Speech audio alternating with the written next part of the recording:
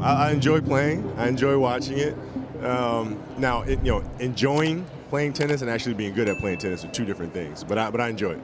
We have some moles in Southern California tell us you had a pretty nice ball. I'm wondering what skills from basketball translate and which ones perhaps don't to tennis? Well, I think footwork, just being comfortable being on your feet and, having to change rhythm, having to pick up pace relatively quickly.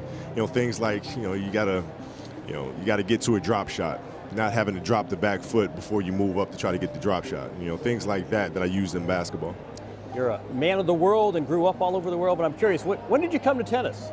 Well, it was about a week after I retired. Oh, really? So about recently? a week after my last game. So, it feels like it was recently, but I think it was like 3 years ago. It's crazy how time flies. But Rob and I, he was a good friend of mine. We lived close to each other. He was a part of a tennis club, local tennis club. Said, let's go down and hit some balls. And we started hitting, and next thing you know, things got competitive, and we were out there for about 3-4 hours. And that's when it started. Lakers current GM Rob Pelinka. We have him to thank for your introduction to tennis. Given what we know about your skill set, work so hard, fierce competitive nature, you ever wonder how you do in an individual sport? Cut out for this? Yeah, I used to wonder that quite a bit sometimes. There'd be times during the Lakers season when things would get really stressful, and I would just sit around and say, man, I wish I played an individual sport.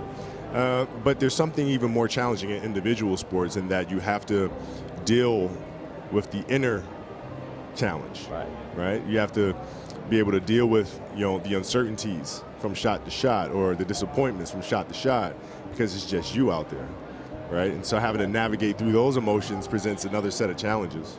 Can't blame the coach, can't blame the teammates it's you out there, man. In this sport. Some guys retire and they go get fat and they go fishing. You retired in 2016, you took up tennis, but you also have won an Oscar, you've won an Emmy. I encourage everyone to go see your basketball. When did you make this pivot to storytelling? When did that become such a priority for you? At the end of, the beginning of my last season. That's when I started writing. That's when I started kind of thinking of, not really thinking, but starting to really execute what was going to come next. And, having 4 daughters at home, it was like, I need to create content for my children. Because I didn't see that out there. I didn't see content for kids that enjoy playing sports. And so I wanted to take something that had a fantasy appeal to it, but connect that to sports. You mean fantasy, not fantasy sports? No, fantasy, magic and mythology and some of the inherent magic that is within the sport itself. How do you take that and put it into a story so that our kids can enjoy? Sounds like a father talking. This is your new project. This is Legacy and the Queen, a new book you co-wrote.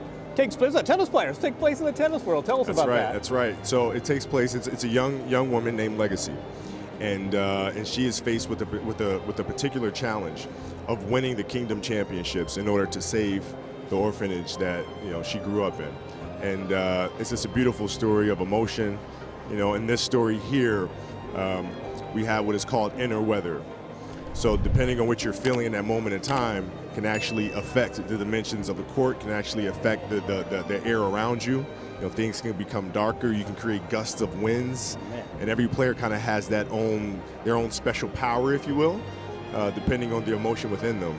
Sounds a little Hunger Games-y. I like that. Well, it's fun. It's competition. Hunger Games and films like that do center around competition, but they center around competition that's entrenched in war. And what I figure is, well, let's do something that's competition-based, but we don't have to change much because the sport inherently has those things.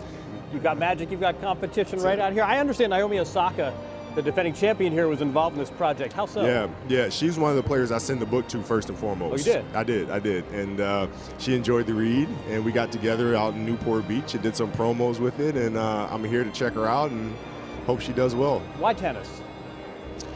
Tennis has those qualities, those challenges. So if you look at my daughters at home, if I'm trying to teach them how to navigate through society as they get older, what are some of those sports that can really teach that? And like we said earlier, tennis, you're out there on your own. You have to figure out that I just hit 3 bad shots, but those have nothing to do with the next shot. Put those behind me, move on. Same thing with great shots. I just played a great set, won the first set. You can't dwell on that. You have to move on to the next thing, right? So how do you navigate those inner emotions? And tennis is a great metaphor for that.